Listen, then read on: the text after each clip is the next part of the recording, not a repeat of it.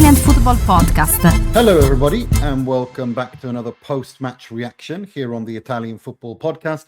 My name is Tavallaey and I will be primarily reacting, focusing mainly on Inter against Arsenal, where Arsenal won 3-1 after goals, a brace from Gabriel Jesus and a goal from Viktor Gyökeres, with Petar Sucic equalizing in the first half with a rocket. And I'll also be reacting to Napoli against FC Copenhagen.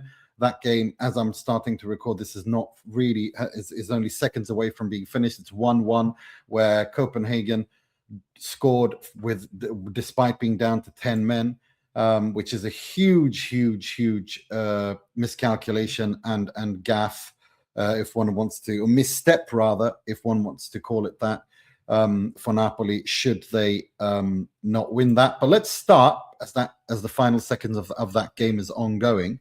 Let's start with Inter's game. There's no doubt that Arsenal are a better team than Inter, in terms of how they are, in terms of where they are in their project, in terms of how well coached they are, how cohesive they are as a unit, and of course defensively. Their coach, just to get that out of the way, I think after having watched Luis Enrique do what he does, and we know Pep Guardiola is not just one of the best coaches in the world, he's one of the greatest managers of all time. We know that. But Luis Enrique last season showed that he's world class. And I think now we have to add Mikel Arteta to that. The way that Arsenal build, the way that they defend, the way that they absorb pressure, the way that they press high up the pitch, the way that they move, the different schemi, as they say in Italy, the different tactical setups, different tactical maneuvers, decisions, from set pieces to how to attack, how to beat the press, how to lure your opponent to press high up and then play past them, is simply outstanding. I mean, I know Arsenal fans and people online like to call him Artetan-Yahoo and terrorist and this and that. Mikel Arteta is a world-class coach.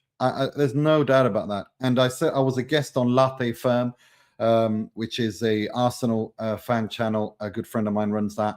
And I told him I would happily have Arteta in the Serie A. We'll send you Fabregas if you give us Arteta. And I would love to have him at Inter. I think he would be outstanding at any in any team in the Serie A. And I thought that for quite some time. So I just wanted to get that out of the way, that although Italy has always historically had the best coaches in the world, well, Antonio Conte, Simone Inzaghi, who's in Saudi, well, the Spanish coaches and the three of the best, if not the three best coaches in the world right now, are all Spanish: Luis Enrique, Pep Guardiola, and Mikel Arteta. And I wonder if Mikel Arteta doesn't end up winning, if not a treble, a double. The Premier League, I think, I consider a foregone conclusion. The League Cup, they have City. You know, that's not going to be easy, and it doesn't really matter. The FA Cup, we'll see where that goes. But the Champions League and the Premier League, Arsenal can absolutely win that, and they showed it again tonight. This was a game they didn't need to win, remember, but they came out of the blocks completely bullying Inter, completely dominating Inter. Inter looked shell-shocked. There were a couple of players who didn't know, who looked up for it. Manuel Akanji and Alessandro Bastoni, who I thought were outstanding throughout the game. But Lautaro looked stunned. Thuram looked stunned. Many Inter players looked really stunned, especially in the opening 5-10 minutes. And Arsenal deservedly took the lead after Luis Enrique really embodied the stunned Inter by playing Gabriel Jesus onside for the opening goal. I say a missed opportunity, because after that opening goal, Inter got into it. Sucic scored an absolute screamer. And if there's one positive thing for Inter to take away tonight, it is that this was a breakout game for Petar Sucic. Before the game, he spoke about he dreamed as a kid of nights like these, where he certainly took his chance. And I think he really did make a dream come true, because he scored a screamer at the San Siro. He bossed the midfield. And if he can do that against Arsenal, who are one of the best teams, top 3, top 2 best club team in the world right now, if you could dominate their midfield, where everyone else struggles against them. And he did. He bossed Inter's midfield. Okay, he made a few mistakes. He's still very, very young, but the way that he controlled, the way that he absorbed pressure, the way that his football mind works, he showed tonight he is the future of Inter's midfield. Inter must build around him the same way they must build around Bonni, Pio Esposito, and so on. He is who they need to build around in the midfield moving forward, the new midfield. And that's the brightest spot that we saw today, because after that equalizer, Inter started creating chances. Sucic made a bad decision playing Thuram, should have played Barella, and Barella was furious, and he had every right to be furious. Barella was really good tonight, by the way.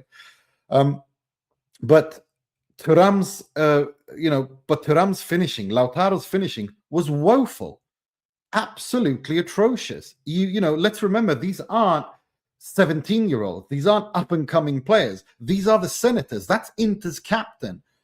These are the players Inter look to lead them in these big games.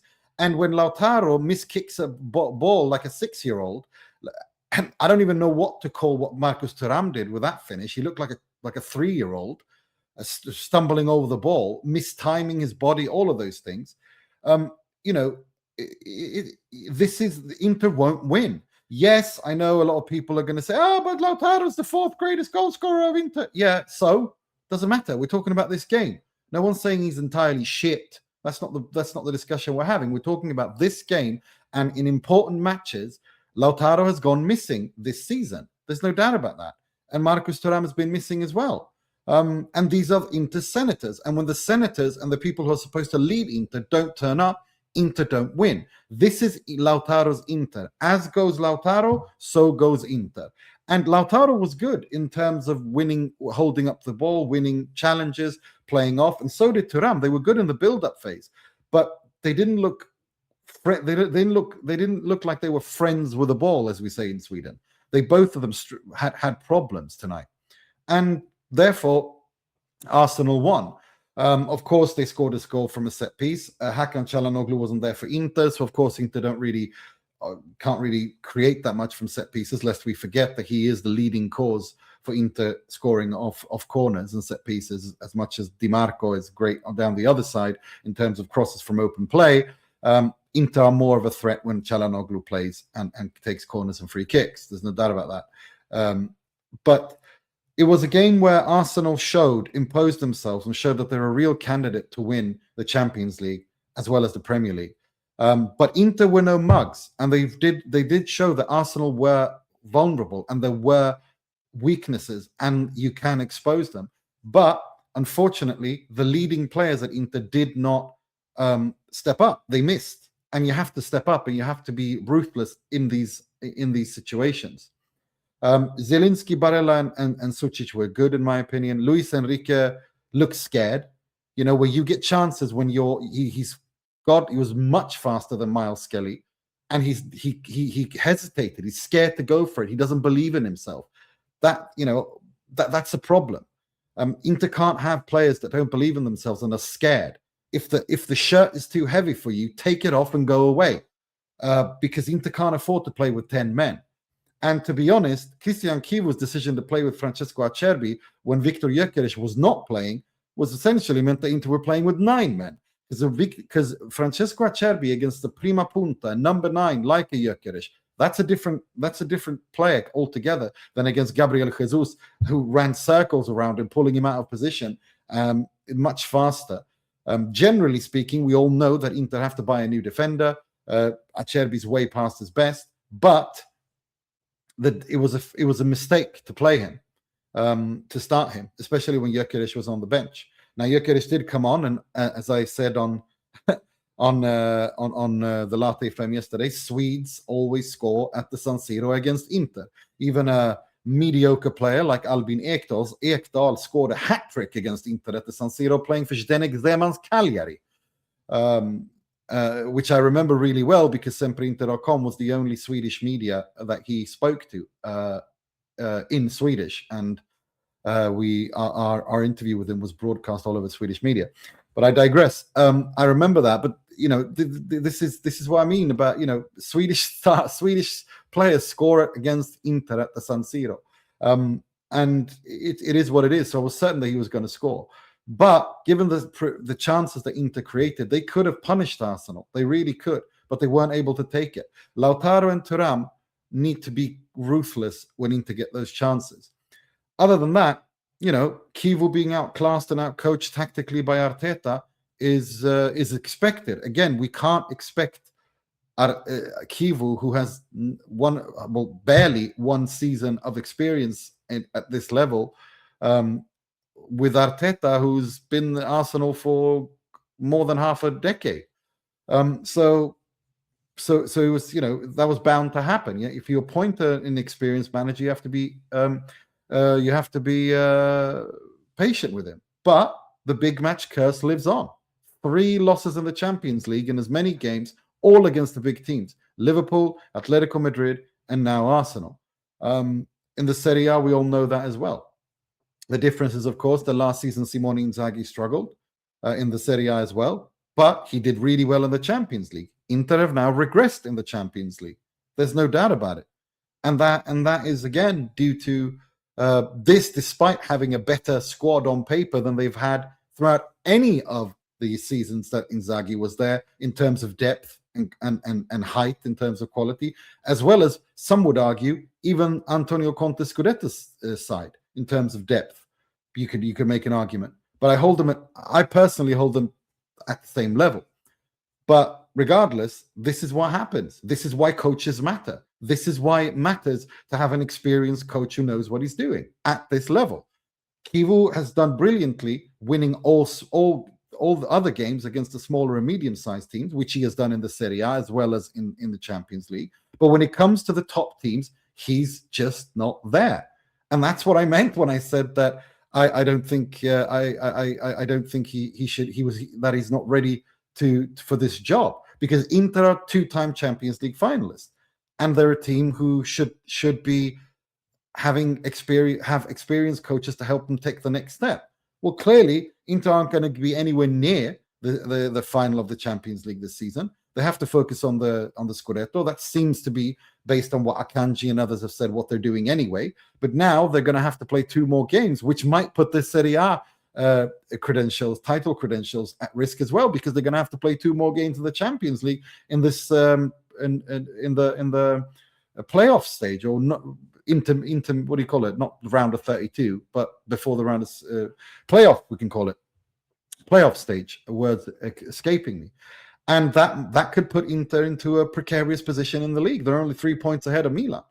So it's actions have consequences. Play stupid games, win stupid prizes. And I'm referring to Beppe Marotta's decision to fumble Simone Inzaghi, fumble Max Allegri, who had Max Allegri been the coach of Inter would have been 8 points clear of the Serie A, and they would have won this game tonight for sure, and they would probably not have lost a single game in the Champions League. Maybe one, but they would have already been clear for the top 8. Why? Because Max Allegri has experience, he has pedigree, and he has shown that time and time again. So, but if you're going to appoint Kivu, then you're going to have to accept that he has these performances, that he makes these tactical errors, that he gets schooled, and you have to be patient with it. You have to accept it. You have to be okay with it. And I am now. I'm just making the point that this is where we are with Inter and Kivu. And I hope that he wins the Scudetto. I hope that Inter win, of course, the Scudetto. I think it would be good for his career. I think it would be good for all of Inter to calm everyone's nerves down. And hopefully he learns. I mean, he certainly has shown so far this season that he learns from his mistakes, that he's growing. Other than that, Francesco Pio Esposito, again, showing what a talent he is. Boni looked lively when he came on, maybe not a little bit out of form. It's not the Anjouan Boni we saw in the beginning of the season. But yeah, there's cause to be positive. There's room, there's reasons to be positive for Inter looking on to the future, because of how well these young players are doing at the highest level. Sucic, Esposito, Boni. Now, Luis Enrique I don't know. The jury's still out on him. He's not been a flop, but he's not been a success either. Andy Diouf, I don't even know what to call that. He's played out of position. We don't know. So it is what it is. This is what happens when you don't fully when you don't push forward. Unfortunately, there's so much.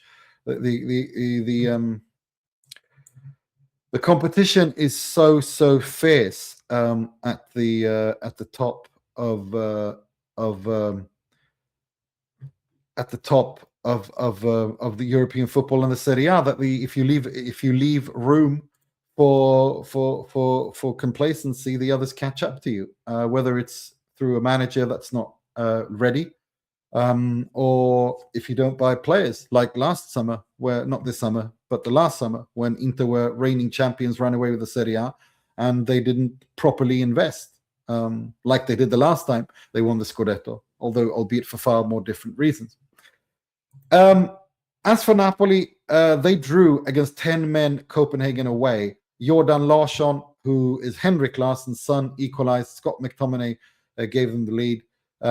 Napoli dominated at 66% possession, 7-4 shots on target, but just couldn't get the ball, couldn't go for the winner, and they're in trouble now. They're in trouble. It's a big problem for Napoli to see if I wonder if Conte doesn't punt the Champions League now and just tries to focus and recover in the Serie A, because that's the only major trophy that Napoli can win this season. But again, playing 3 games a week, Napoli unable to under Conte to make it count, which is a concern, big concern. Tomorrow Juve play, tomorrow Atalanta play. Hopefully Atalanta win, hopefully Juventus win, so that the Serie A gets more coefficient points, especially Atalanta, who really have a chance to finish in the top 8. We're rooting for them. We'll be back with a Q&A later in the week with hopefully a special guest, as Carlo can't join me at that time when I'm recording it, but stick a pin in this.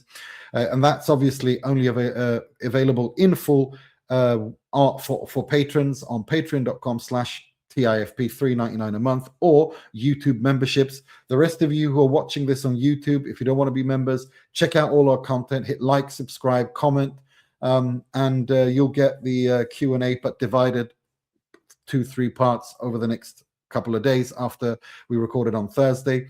And of course, the Monday pod, as always, is free for all, but with ads for those who aren't members or patrons. Right, that's all the time that's all the time we had this time in this post-match reaction. Until next time, take care of yourselves and each other. Ciao, ciao.